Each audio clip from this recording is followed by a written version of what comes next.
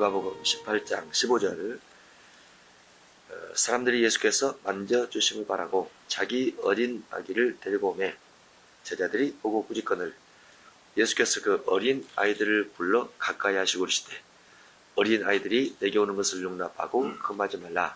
하나님의 나라가 이런 자의 것이니라. 이 어린아이에 대한 내용인데 주제는 어린아이라기보다는 하나님의 나라, 천국이 주제입니다. 천국이 아이들이 오는 것을 금하지 말라. 아이들이 오게 하라. 교회는 아이들 전도를 해야 된다. 이렇게 이제 우리가 보통 이 부분 가지고 설명을 하고 설교를 하는데 예수님은 어린아이가 오는 것을 가지고 결론을 하나님의 나라가 이런 자의 것이니라 이렇게 설명을 합니다. 그래서 15절, 16절 이 두 절은 예수님께 나오는 어린이에게 천국이 주어진다. 이렇게 소제목을 붙여볼 수 있어요. 17절도 내가 진실로 너에게 이르노니 누구든지 하나님의 나라를 어린아이와 같이 받아들이지 않는 자는 결단코 거기 들어가지 못하리라. 그래서 17절도 주제는 하나님의 나라입니다. 다만 어떤 사람이 하나님 나라 들어가느냐, 하나님의 나라를 어린아이들처럼 받아들일 때 하나님의 나라를 받아들이는 사람이 하나님 나라에 들어간다. 이렇게 라고 되어 있어요. 그래서 15절부터 17절까지는 어린아이에 대한 부분이지만은 사실은 하나님의 나라에 누가 들어가는가? 이것이 훨씬 더 중요한 부분이다. 이렇게 볼 수 있습니다. 18절 이하도 같은 내용이죠. 어떤 관리가 물으되 살한 선생님이여 내가 무엇을 나야 영생을 얻으리까? 여기도 주제가 영생입니다. 윗부분도 영생, 아랫부분도 영생이죠. 요한복음 5장 39절 이하에 보면은 너희가 성경에서 영생을 얻는 줄 생각하고 성경을 연구하거니와 성경을 연구하는 목적이 영생이라 이렇게 되어 있어요. 성경을 읽고 또 읽어서 지혜를 얻는다. 그럴 수도 있죠. 그러나 중요한 것은 영생이죠. 성경을 읽고 또 읽어서 우리가 신앙의 어떤 규범을 삶아간다. 그런데 성경을 읽는 목적은 영생이죠. 우리의 신앙이 바른 신앙인지 바르지 않는 신앙인지 알기 위해서 성경을 읽어야 된다 라고 말할지라도 성경은 영생을 위한 책이다. 이렇게 볼 수 있습니다. 가장 중요한 것이 영생이죠. 이미 예수님을 주로 영접하고 믿음의 삶을 살아가고 있는 사람에게 성경은 성경을 연구해야 영생 얻는다는 것을 가장 기본적인 성경 읽는 방법으로 요한복음 5장 39절에 기록이 되어 있어요. 여기도 어린 아이들이 예수님께 오는 것을 가지고 예수님께서 하나님의 나라를 설명을 하고 있죠. 자세히 보도록 하겠습니다. 15절 사람들이 예수께서 만져주시길 바라고 예수님께서 좀 만져주셨으면 안수를 좀 해주셨으면 예수님께서 손이라도 좀 잡아주셨으면 하기를 바라고 자기 어린 아기를 데리고 오매 어린 아기죠. 근데 내용을 보면 어린 아기인데 16절에 보면 예수께서 그 어린 아이들을 불러 가까이 하시고 이르시되 어린 아이들이 내게 오는 것을 용납하라. 오게 하라 그 말이죠. 아이들이 용납지 못할 일을 했을지라도 용납하라. 아이들이 예수님께 오는데 어른들에 비해서 뭔가 중요성이 덜할지라도 아이들이 오는 것을 용납하라. 이렇게 되어 있죠. 어린아기를 데리고 오매 제자들이 보고 꾸짖거늘 예수님을 만나고 예수님을 통해서 대화를 하고 예수님의 만지심을 기대하고 있는 제자들이 어린아기가 오니까 제자들이 꾸짖습니다. 예수께서 그 어린 아이들을 불러 가까이 하시고 이르시되 어린 아이들이 내게 오는 것을 용납하고 금하지 말라. 하나님의 나라가 이런 자의 것이니라. 그러면 어린 아이이기 때문에 하나님의 나라가 무조건 그들의 것인가? 어린 아이일지라도 하나님의 나라가 무조건 그들의 것이다. 이렇게 말하기는 어렵습니다. 그러면 천국에 들어가고 하나님의 나라에 들어가는 가장 중요한 속성은 죄죠. 죄. 구약시대에 하나님의 성전의 범죄단, 하나님의 성전의 지성소, 하나님의 성전의 물두멍 이와 같은 것은 정말 제사장들이나 이와 같은 하나님의 사역자들이 죄를 씻는 곳입니다. 특히 번제단 같은 경우는 하루에도 한 달에도 1년에도 무수히 많은 짐승들이 죽임을 당하면서 그 피를 받아서 제단에 뿌렸던 피 범벅이 된 그와 같은 제단이라고 볼 수 있습니다.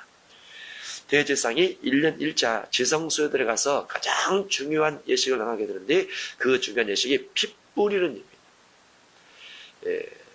번제단에서 짐승의 피를 쏟는 것이나 지성소에서 피를 뿌려서 백성들의 죄를 사하는 이와 같은 죄사함의 부분이 성전 전체에서 가장 중요한 기능인데 왜 백성들의 죄를 사하기 위해서 짐승을 잡았느냐? 그것과 천국이 연관되기 때문이죠. 사랑 불러부터 날 때부터 죄인입니다. 날 때부터 아담의 범죄한 이후로 모든 사람의 죄를 범하였음에 하나님의 영광에 이르지 못한 본성, 본능의 악을 가지고 태어나게 됩니다. 그리고 그 악의 결과는 악 또는 죄 때문에 심판이고 정죄고 하나님의 나라에 들어갈 수 없는 하나님의 정죄를 얻게 되죠. 그런데 예수님께 나아오는 어린이를 향해서 내게 오는 것을 용납하지 말라라고 말씀하시는데 주님의 나라가 그들의 것이다 이렇게 말씀하시는데 이것은 예수님께 나아오기 때문에 그렇다 이렇게 볼 수 있습니다. 예를 들어서 다른 종교를 가지고 있는 국가에 태어난 어린이 같은 경우는 이와 같은 데서 제외가 된다 이렇게 볼 수 있죠. 왜냐하면 하나님 외에 다른 신을 섬기는 것에 대한 죄는 십계명 안에서도 용서받지 못할지라고. 그저 하나님께서 묵인하시고 어린아이기 때문에 묵인하시고 부모님의 어떤 전통적인 부분 때문에 묵인하시고 이렇게 갈 수만 없는 것이죠. 모든 사람의 죄를 범했음에 하나님의 영광, 하나님의 빛의 나라에 들어갈 수 없다는 것을 성경은 로마 3장 23절 말씀하고 있기 때문에 여기도 예수님께 나오는 어린이에게 영생이 있다. 이렇게 볼 수 있는 거죠. 모든 아이가 아니고 예수님께 나오는 어린이에게 영생.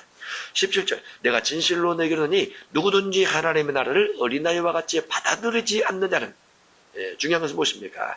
하나님의 나라에 대한 받들림이 있어야 된다는 거죠. 어린아이일지라도 어린일지라도 하나님의 나라를 받드는 것이 있어야 된다는 거죠. 하나님의 나라에 대한 소중성, 하나님의 나라에 대한 귀중함, 하나님의 나라에 대한 사모함 이런 것들이 있지 않으면 주님 나라를 얻을 수 없다. 또 이렇게 되어 있어요.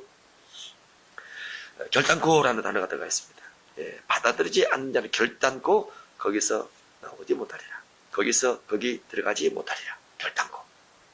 주님 나라, 하나님의 나라, 천국에 확실하게 들어가려면 하나님의 나라를 받드는 것이 있어야 한다는 거죠. 받드는 거. 천국이 어디 있습니까? 하나님의 나라가 어디 있습니까? 하나님의 나라를 어떻게 하는 것이 하나님의 나라를 받아들는 것일까요? 받드는 것일까요? 아주 중요하죠. 우리가 하나님의 나라는 막연히 있는 것처럼 그렇게 생각하는 경향이 있죠. 하나님에 대해서도 막연히 있는 것처럼 생각합니다. 하나님이 어디 있습니까? 그러면 보통 우리 마음에 있습니다. 또는 우주에 충만하십니다. 이렇게 말씀하십니다. 하나님의 나라든 하나님이든 어디 있습니까? 그리고 우리 마음에 우주에 충만하다. 이렇게 말을 하죠. 그런데 우주라는 이와 같은 공간은 에베소서 2장 1절이나 6장 10절에 보면은 공중 권세가 잡고 있다. 라고 되어 있습니다. 공중관세. 골로새서 1장 13절에도 흑암이 지배하는 곳이다. 이렇게 기록되어 있어요. 그래서 막연히 하나님의 존재와 하나님의 나라에 대한 어떤 공간적 또는 어떤 장소적 이와 같은 의미를 막연하게 생각하면 안 되고 하나님의 나라든 하나님의 모습이든 성경의 정확한 근거를 해서 우리가 알고 있어야 된다. 이것이 아주 중요한 신앙의 출발점과 같다. 라고 볼 수 있죠. 에녹은 하늘로 올라갔습니다. 죽음을 보지 않고 하늘로 올라갔습니다. 하늘로 올라가서 어디 있을까요? 삼중전에 있죠. 그러면 첫째 하늘 거쳐서 둘째 하늘 거쳐서 셋째 하늘에 들어가 있는 거죠. 엘리야도 회오리 바람을 타고 불말과 불병거를 통해서 사라져 보이지 않습니다. 어디로 갔을까요? 육체를 가지고 있던 엘리야, 육체를 가지고 있던 에녹 역시 삼중전에 가 있다. 이렇게 볼 수 있습니다. 예수님은 뼈와 살이 있는 부활체의 모습으로 부활이 돼서 어디로 가셨을까요? 구름 속으로 끌어올려 보이지 않게 되는데 육체처럼 뼈와 살이 있는 예수님께서 셋째 하늘 곧 낙원에 가 계신다. 이렇게 볼 수 있습니다. 예수님은 하나님 보좌 위에 계셨다가 이 땅에 오셨고 다시 그리로 돌아가셔서 보좌 우편에 원수를 발등상되게 하기까지 앉아 계시게 되는데, 예수님께서 가신 곳이 낙원이요, 예수님께서 가신 곳이 셋째 하늘입니다. 예수님께서 십자가 강도에게 내가 오늘 나와 함께 낙원이 있으리라 라고 말씀하시죠. 그 낙원을 향해서 고린도서 12장 사도 바울이 셋째 하늘에 이끌려가더라 이렇게 표현되기 때문에, 예수님께서 가신 곳이 셋째 하늘이고, 에녹도 엘리야도 예수님도 그리고 우리도 그곳에 가게 된다라고 보셨습니다. 그 셋째 하늘을 어린 아이와 같이 받아들이지 않는 사람은 결단코 거기에 들어가지 못하리라, 그렇게 되어 있습니다. 그러니까 어린아이들이 순수한 마음으로 세상 물정을 모르지만, 세상 이치를 모르지만, 세상 살아가는 방법을 모르지만 하나님의 나라를 막연히 사모하는 것처럼, 어른들은 하나님의 나라를 더 확실하게 사모하고 그 나라를 들어가기 위해서 몸부림칠 때 결단코 그 나라에 들어가라, 이렇게 표현해 볼 수 있다라고 볼 수 있죠. 우리가 어린아이와 같이 하나님의 나라를 바라보고 예수님께 나아가면 되겠죠. 누가복음 18장 18절. 어떤 관리가 물어 이르되 사란 선생님이여, 예수님을 사람분으로 봤습니다. 사란 선생님이여, 내가 무엇을 하여야 영생을 얻으리까? 관리가 예수님께 무엇을 하여야 영생을 얻으리까? 라고 물으면 예수님께서 무엇라고 대답하는 것이 오늘날 우리 신학과 가장 맞을까요? 나를 믿으면 영생을 얻으리라. 교회를 다니면 영생을 얻으리라. 신앙 고백하면 영생을 얻으리라. 여기 가장 기본적인 우리의 일반적인 신학의 대답이라, 이렇게 볼 수 있죠. 그럼 예수님께서 그렇게 대답하지 않으시고, 예수께서 이르시되 하면서 20절 계명을 알아니, 이렇게 말씀하십니다.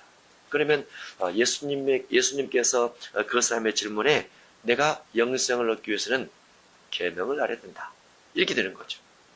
우리가 일반적으로 알고 있는 신학에서 예수님 믿고 신앙 고백을 하고 세례를 받고 교회를 다니면 영생을 얻는다, 이렇게 말한 부분이 아니고 네가 계명을 알아니, 이렇게 대답했더라고요. 그래서 18절 이하에 영생을 얻는 것에 대한 세 부분이 되어 있습니다. 18절부터 30절까지를 세 부분으로 나눠서 영생을 얻는 세 가지 조건, 이렇게 볼 수 있습니다. 첫 번째가 18절 이하입니다. 무엇을 하여 영생을 얻으리까? 예수께서 이르시되 내가 어찌하여 나를 사르다 일컫느냐? 하나님 한 분 외에는 사는 이가 없느니라. 하나님 한 분 외에는 사는 이가 없느니라. 내가 계명을 안 하니, 내가 영생을 얻기 위해서 계명을 안 하니. 그래서 영생을 얻는 첫 번째 비결이 계명을 아는 겁니다. 그리고 계명을 지키는 거죠. 두 번째로는 22절 이하에 영생을 얻기 위해서 소유를 팔아 구제하라 라고 되어 있습니다. 역시 영생의 조건입니다.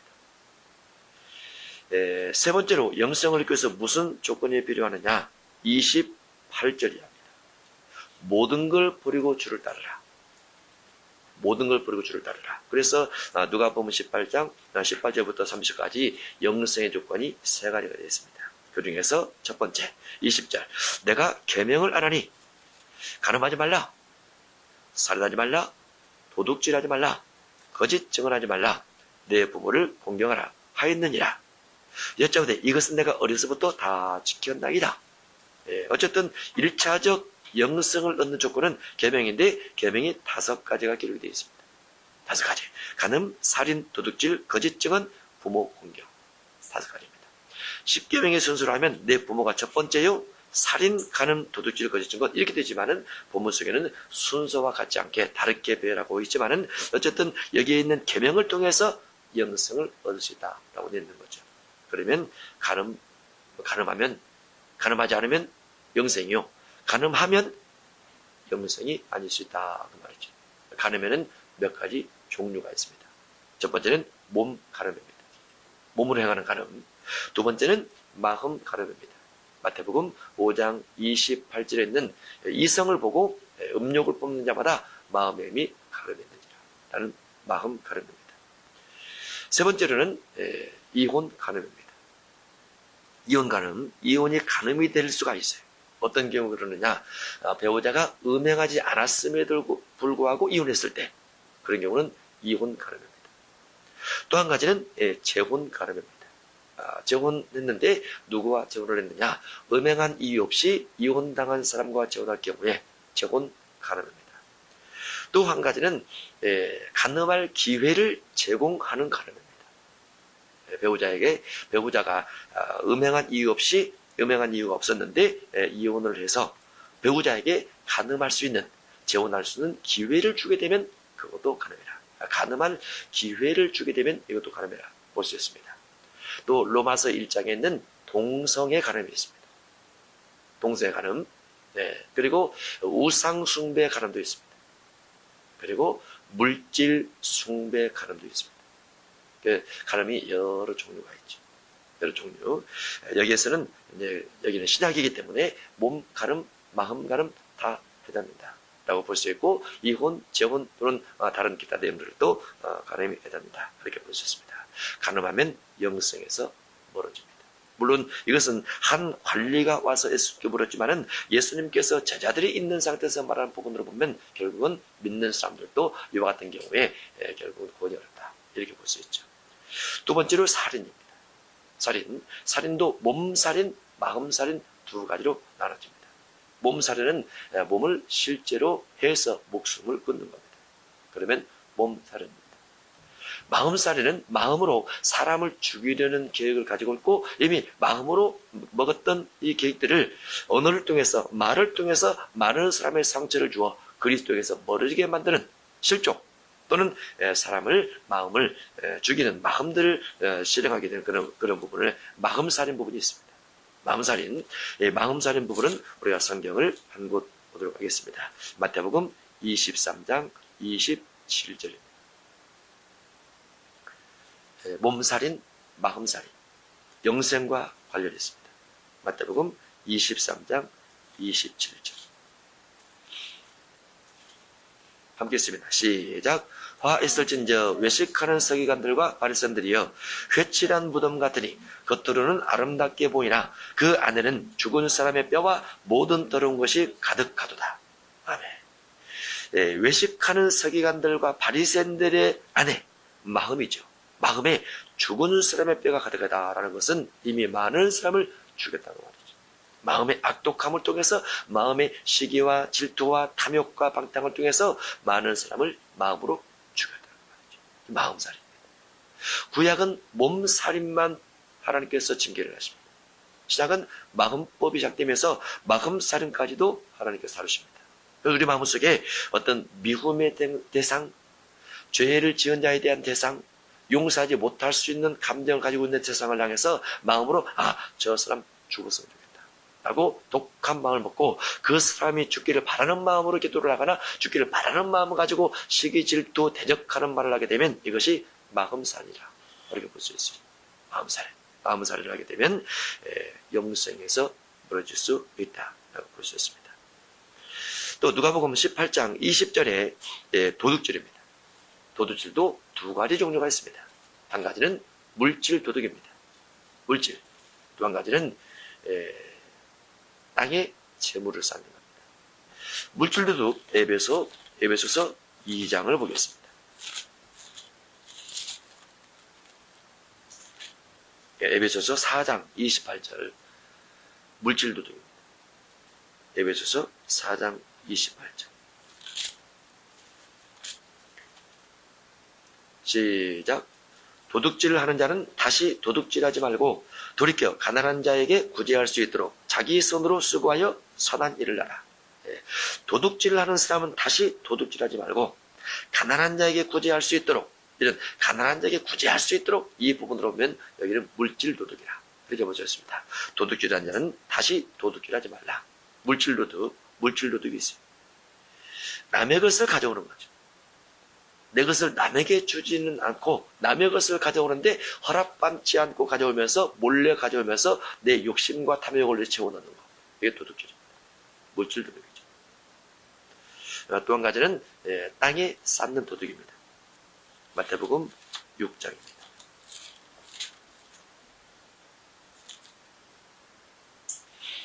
마태복음 6장 19절이 하죠.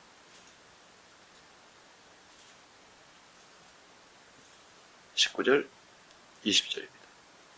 시작. 너희를 위하여 보물을 땅에 쌓아두지 말라. 거기는 좀과 동록이 하며 도둑이 구멍을 뚫고 도둑질하니라. 오직 너희를 위하여 보물을 하늘에 쌓아두라. 거기는 좀이나 동록이 하지 못하며 도둑이 구멍을 뚫지도 못하고 도둑질도 못하느니라. 아멘. 보물을 땅에 쌓아두면 결국 내가 가져가죠. 물론 도둑이 들어서 가져가기도 합니다. 그러나 결국은 내가 가져가죠. 땅의 도둑입니다. 땅에 쌓는 것을 도둑이라고 합니다. 하나님의 것입니다. 하나님께서 재물 얻을 능력을 주셨고 금도 내 것이요 온도 내 것이요 해서 모두 다 하나님의 소유죠.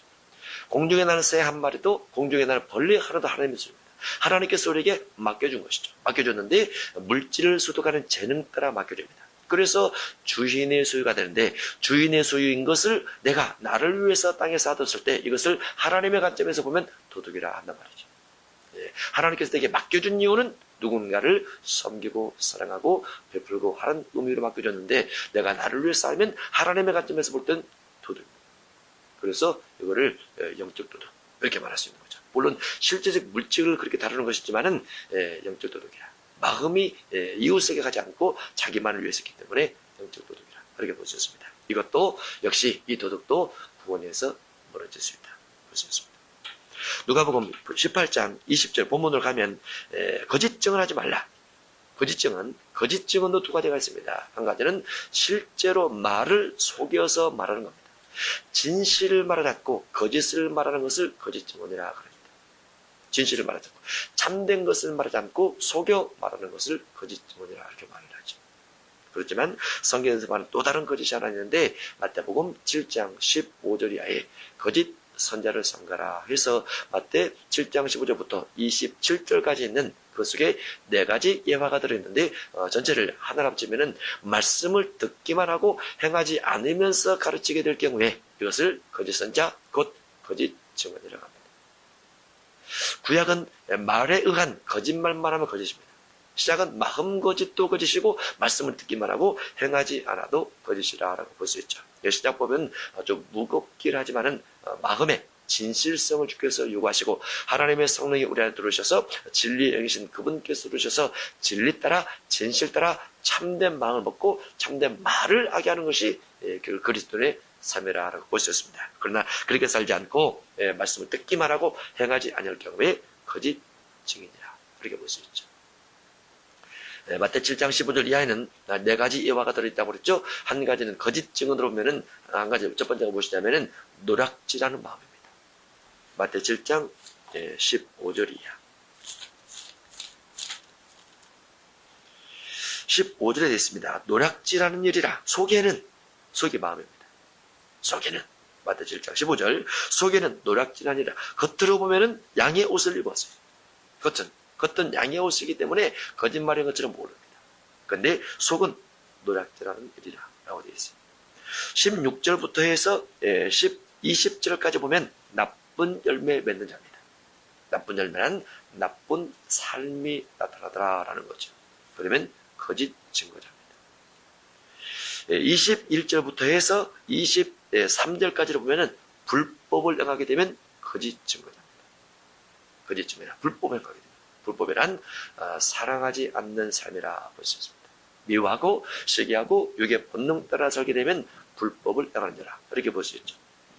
또 24절 이하에 말씀을 듣기만 하고 행하지 않는 자, 곧 모래 위에 집을 지은 자를 거짓 선자라 이렇게 볼 수 있습니다.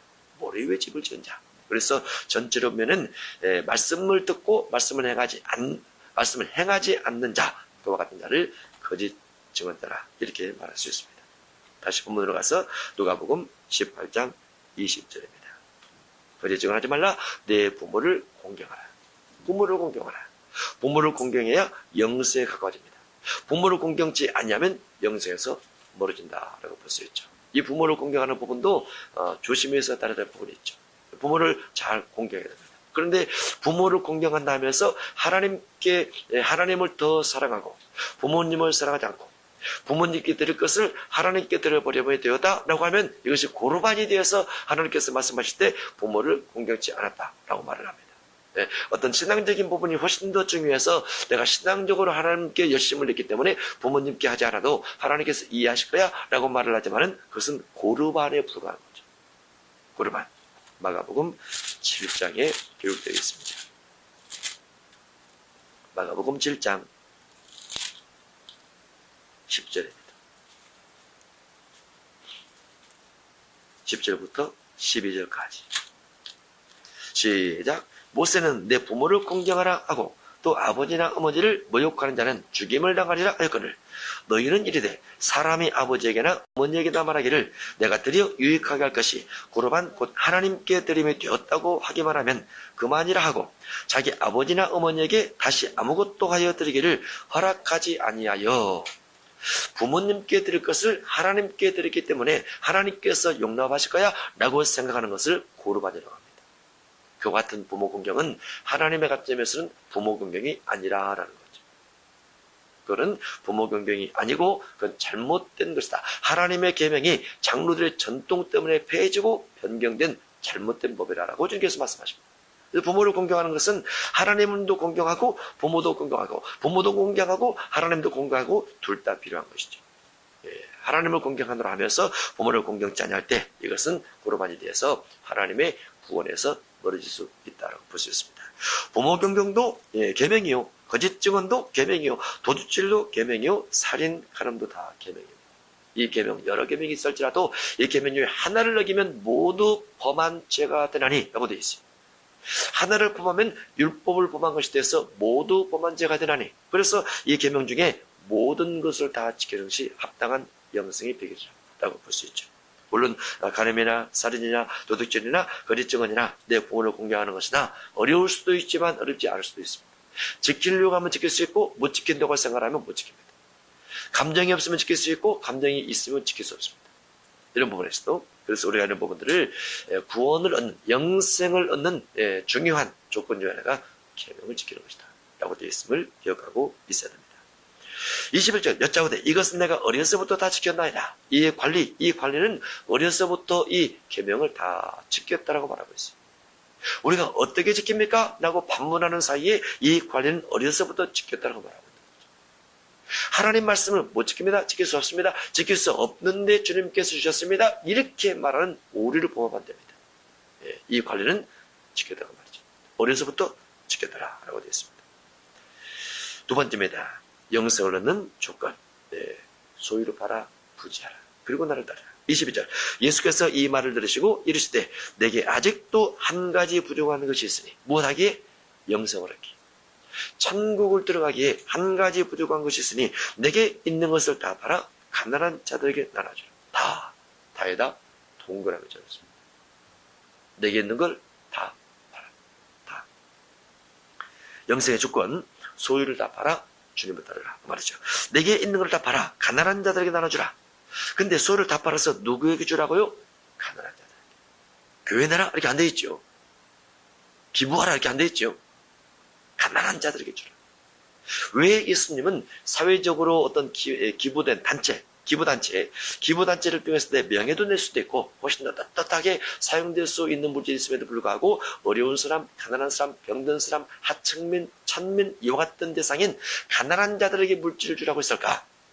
사람이 이 땅에 있음으로 인해서 사람이 살 동안 가난한 자가 끊어지지 않냐고 있으리라 라고 되어 있습니다.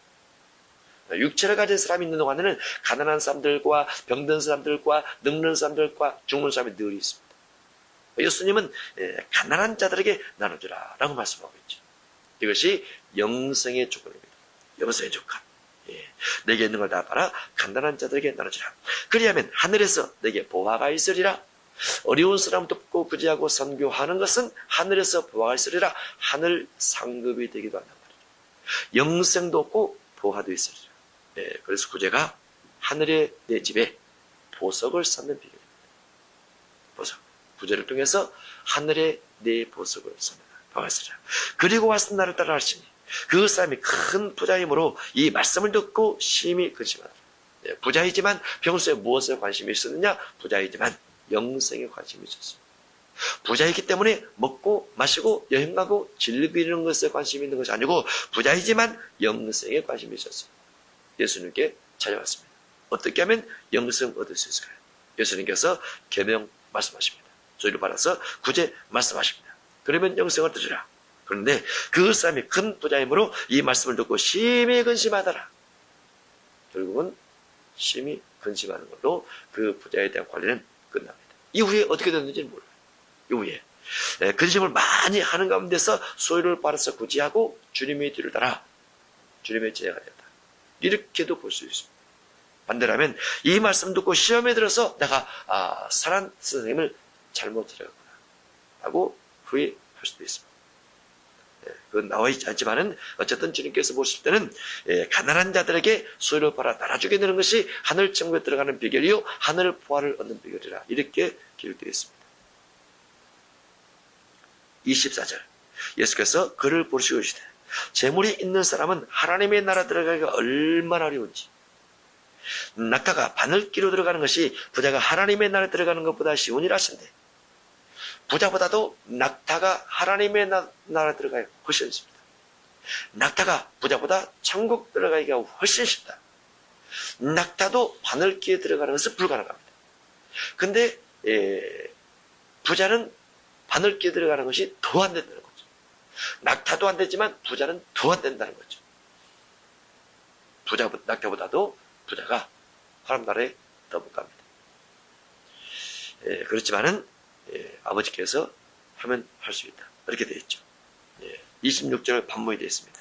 듣는 자들이 이르되 그런즉 누가 구원을 얻을 수 있나이까? 이르시되 모든 사람이 할 수 없는 것을 하나님은 할 수 있느니라. 하나님께서는 부자도 천국에 넣을 수 있다고 말이죠. 하나님 어떤 경우에 넣을 수 있느냐? 누가복음 19장 삭개오 같은 경우가 예가 됩니다.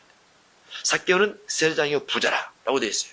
부자인데 예수님을 만난 이후에 그가 소유의 절반을 가난한 자들에게 주게 싸우며 라고 말하고 그리고 만일 이것을 도둑한 일이 있거든 네 배나 갚겠나이다. 이렇게 말을 하죠. 부자지만은 아리마대 사람 요셉 부자지만은 여인들이 부자지만은 주님을 섬기고 주의 말씀에 순종하며 쓴 자들도 있어요.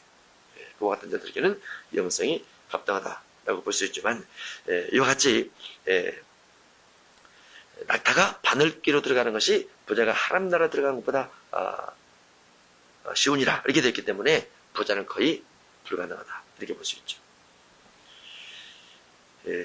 28절 베드로가 했자오되 보옵소서 우리가 우리의 것을 다 버리고 주를 따르나이다 해서 영생의 조건 세 번째가 되어 있습니다. 영생의 조건 세 번째인데 우리가 모든 것을 버리고 주님을 따르나이다. 모든 걸 버리고 주님을 따라가면 영생의 조건입니다. 모든 걸 버리지 않고 주님을 따라가게 되면 영생의 주인공은 아닐 수 있다. 볼 수 있죠. 이르시되 내가 진실로 너에게 말하노니 하나님의 나라를 위해서 천국을 위하여 교회를 위하여 목회자를 위하여 아닙니다. 하나님의 나라를 위하여 하나님의 나라를 위해서 집이나 아내나 형제나 부모나 자녀를 버린 자는 집이나 아내 형제 부모 자녀를 분리한 자는 현세에 있어 여러 배를 받고 내세 영생을 받지 못할 자가 없느니라. 그래서 현세에 받는 복과 영생을 얻는 두 가지가 결합되어 있습니다. 모든 걸 버리고 주님을 따라가는 자에게 현세에서 주어질 복과 미래의 영생을 얻을 복이 같이 기록되어 있습니다. 그래서 주님을 따라가는 적극적 자세가 필요하죠. 주님을 따라가는 모든 걸 버리고 주님을 따라갈 때 나중에 현세에서 보상을 받고 영생에서 반드시 주님으로부터 인침을 얻어 영생 들어갈 수 있다. 이렇게 보셨습니다. 우리가 이 부자 관리에 대해서 우리가 이런 부분 마음속에 잘 새겨줘야 되죠. 무엇을 해야 영생을 얻으리까? 계명을 하려. 계명을 하려. 그리고 부자는 갈 수 없는데 모든 걸 버리고 나를 따라오면 가능하다. 이런 부분들을 잘 잡아두면 영생에 도움이 되리라 볼 수 있습니다. 31절입니다. 예수님께서 죽임 당하실 것에 대한 예언 부분이 기록되어 있습니다. 예수께서 12제자를 데리시고 이르시되 보라 우리가 예루살렘에 올라가노니 선지자들을 통하여 기록된 모든 것이 인자에게 응하리라. 인자에게 응하리라. 선지자 통해서 기록된 모든 것 구약시대에 다니엘부터 해서 말라기까지 예수님에 대해서 예언했던 모든 것이 응하리라. 응답되리라 라고 되어 있습니다. 예수님은 구약성에 해박한 지식을 가지고 있습니다. 예수님 당시에 바리새인과 사람들이 성경을 연구하는 자지만은 그들 뭔가 사람의 계명이 훨씬 더 많다는 것도 예수님께서 분석해서 알고 계시죠. 네, 예수님께서 그 미래에 당할 일에 대해서 예언을 하십니다. 예루살렘에 올라가노니 선자들을 통해서 기록된 모든 것이 인자에게 응하리라. 인자가 이방인들에게 넘겨져 희롱을 당하고, 이방인에게, 이방인 누굽니까? 로마 군인입니다. 헤롯과 빌라도. 이방인 넘겨져 희롱을 당하고 능욕을 당하고 진뱉음을 당하겠으며 그들은 채찍질하고 그를 죽일 것이나 그는 3일 만에 살아나리라 하시되.